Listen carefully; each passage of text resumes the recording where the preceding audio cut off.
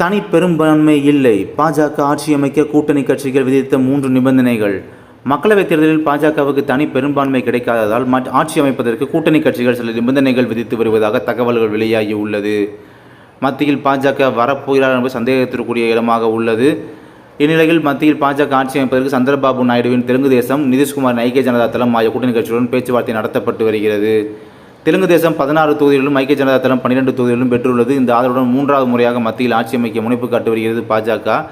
நிபந்தனை என்னென்னு பார்த்தோம்னா, சந்திரபாபு நாயுடுவின் தெலுங்கு தேசம், நிதிஷ்குமாரின் ஐக்கிய ஜனதா தளம் ஆகிய கட்சிகள் பாஜக ஆட்சி அமைக்க சில நிபந்தனைகள் விதிப்பதாக கூறப்படுகிறது. முதலாவதாக, இரு மாநிலங்களும் சிறப்பு அந்தஸ்து கோரிக்கையை பல ஆண்டுகளாக வலியுறுத்தி வரும் நிலையில் இந்த கோரிக்கைக்கு ஆதரவு தெரிவிக்க நிபந்தனைகளாக விதிக்க வருவதாக கூறப்படுகிறது. இரண்டாவதாக, இரு கட்சிகளும் மக்களவை சபாநாயகர் பதவி தங்களுக்கு வேண்டும் என்று பாஜகவிடம் கூறியுள்ளதாக பேசப்படுகிறது. இதற்கு முக்கிய காரணம் என்னவென்றால், தற்போது மக்களவையில் எந்த கட்சிக்குமே பெரும்பான்மை இல்லை என்பதால் கூட்டணி ஆட்சி நடைபெற உள்ளது. கடந்த 2 முறையும் சபாநாயகர் பதவியை தங்கள் பாஜக வசமே வைத்துக் கொண்டது குறிப்பிடத்தக்கது. அடுத்ததாக, சில முக்கிய அமைச்சரவை இலாக்காக்களையும் கேட்டு நிபந்தனைகளுடன் விதிப்பதாக கூறப்படுகிறது.